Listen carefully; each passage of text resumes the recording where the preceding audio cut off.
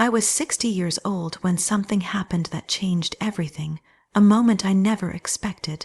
I thought I knew who I was, widow, mother, neighbor, safe, settled, until one rainy afternoon cracked that illusion wide open.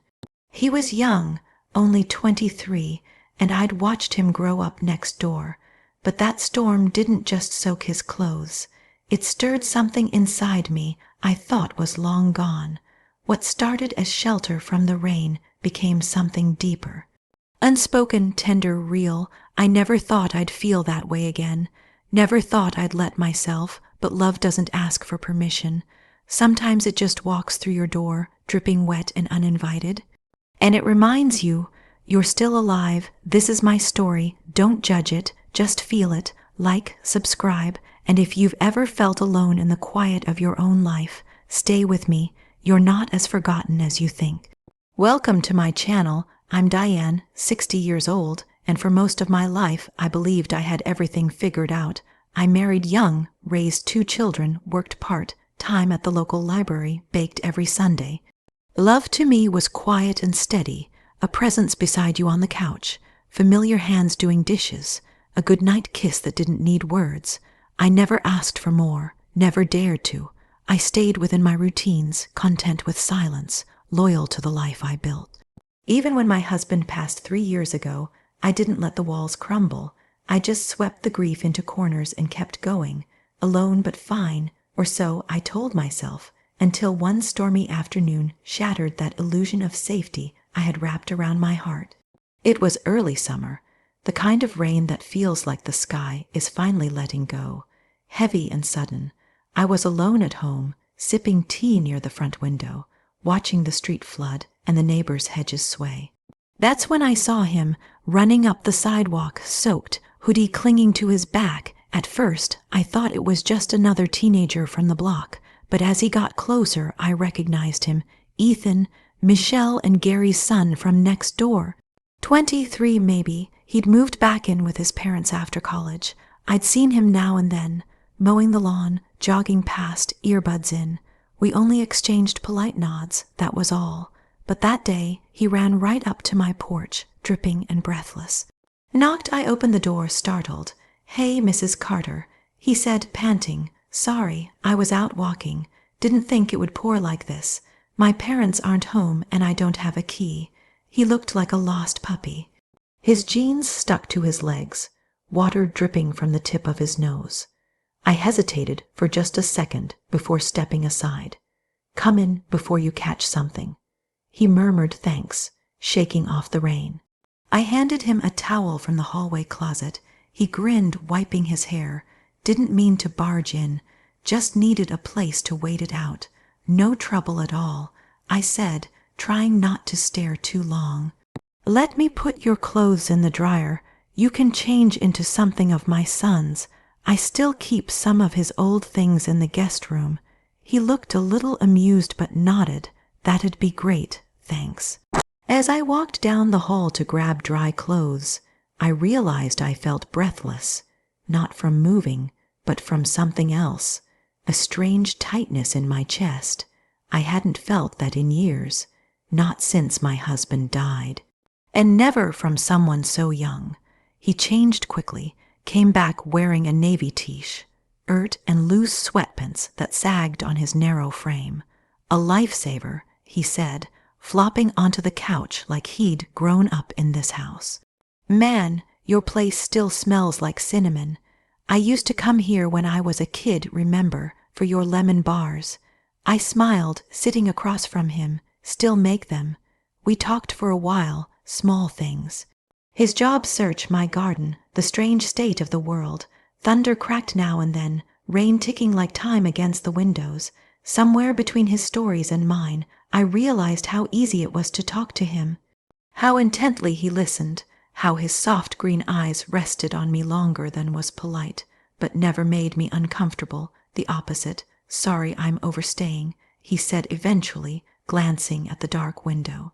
"Rain's not letting up. You'll fine," I said. "You can stay for dinner if you'd like. It's just me here and I made too much." His face lit up. "That actually sounds amazing. so he stayed. I set the table, reheated potato leek soup and warm buttered bread. We ate slowly, talked more. I laughed more than I had in months. He was funny, self-deprecating, thoughtful. After dinner, we moved to the living room. The lights were low, casting that slow, amber kind of warmth that makes everything feel suspended. He sat on the rug, back against the couch, legs stretched out. "Can I ask you something?" He said after a long pause, of course. "Do you ever get lonely?" The question stunned me. I opened my mouth, closed it again. Then I said quietly, more than I let on. He nodded, looked away, but the silence that followed wasn't awkward. It was full of things unsaid. He spoke again, gently. "I used to see you sitting outside reading. You always looked so peaceful." I didn't know what to say. Compliments had become rare in my life, coming from someone like him. It hit deeper than I expected. We cleared the dishes in quiet, side by side in the kitchen. Our arms brushed once, then again. The third time, I didn't move away. I looked up. He was already looking at me. That moment hung there, weightless, breathless. I didn't think, I only felt. The heat of my own loneliness, the quiet way he made me feel like a woman again. Not someone's mother, not someone's widow, just me. Then I stepped back. "I should find you a blanket," I said, my voice barely above a whisper. He nodded slowly. "Yeah, okay." The moment passed, but it didn't disappear. It lingered like the smell of rain through the screen door.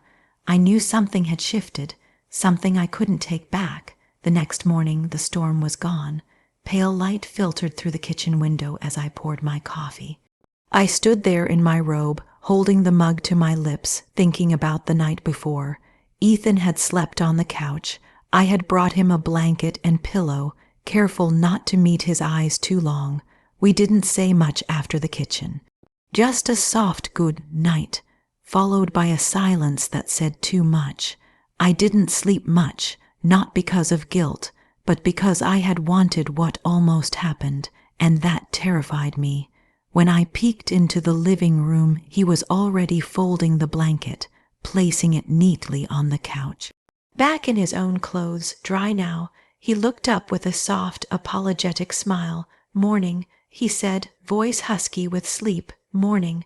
I brushed my hair behind my ear, feeling like a nervous schoolgirl. "I hope I didn't snore."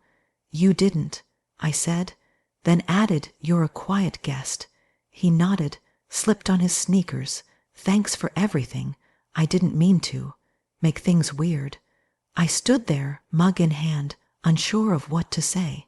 The grown-up part of me, the rational widow, the mother, the respectable neighbor, wanted to nod and say it's fine, but the part that had come alive under his gaze whispered, "You're lying. It wasn't weird," I said too quickly. "It just caught me off guard." He paused, half turned at the door, me too. We stood there, both unsure how to end something that hadn't even begun. Then I said, "Anytime you need to come by rain or not, my door's open." He smiled again. This time something softer. "Thanks, Mrs. Carter. Just call me Diane." He left, and I stood there a little too long, listening to his footsteps fade away. The rest of the day moved in a haze. I tried to stay busy.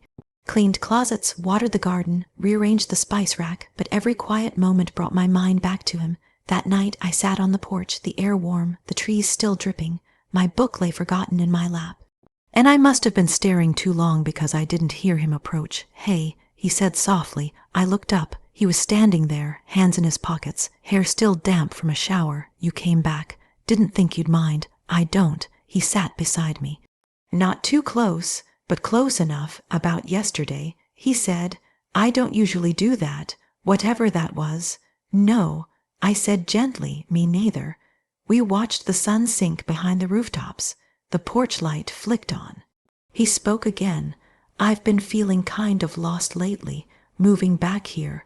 It's like I'm in this weird space, not a kid, not quite a man. I don't know where I fit." I turned toward him. "I know more than you think about that feeling." Our eyes met. And for a second, the decades between us didn't matter. We were just two people trying to figure out where we belonged. "I missed talking like this," he said. "So did I." I admitted, more than I realized. You're easy to talk to, and I see you, I really do. His words hit like a warm wave.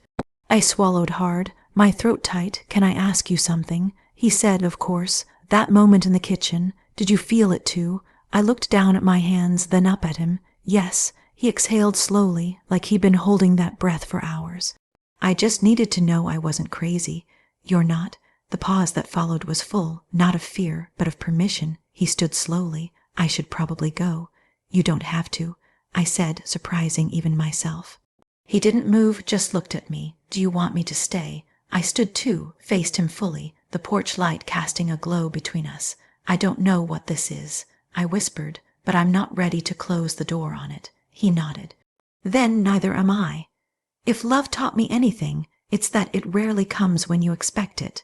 Sometimes it shows up at your door in the middle of a storm, soaked through and uninvited. But if you open that door, even just a little, it might show you parts of yourself you thought were lost forever. That's what happened to me. I wasn't looking for love. I wasn't even sure I could feel it again. But Ethan reminded me I was still here, still capable of laughter, warmth, connection. This story isn't about age. It's about rediscovering life when you thought the best of it was behind you. So if you've ever felt invisible, forgotten, like your story was finished, it's not. You're still in it, and you never know what the next page might hold. Subscribe, like, and share if this touched something in you. And remember, it's never too late to feel alive again.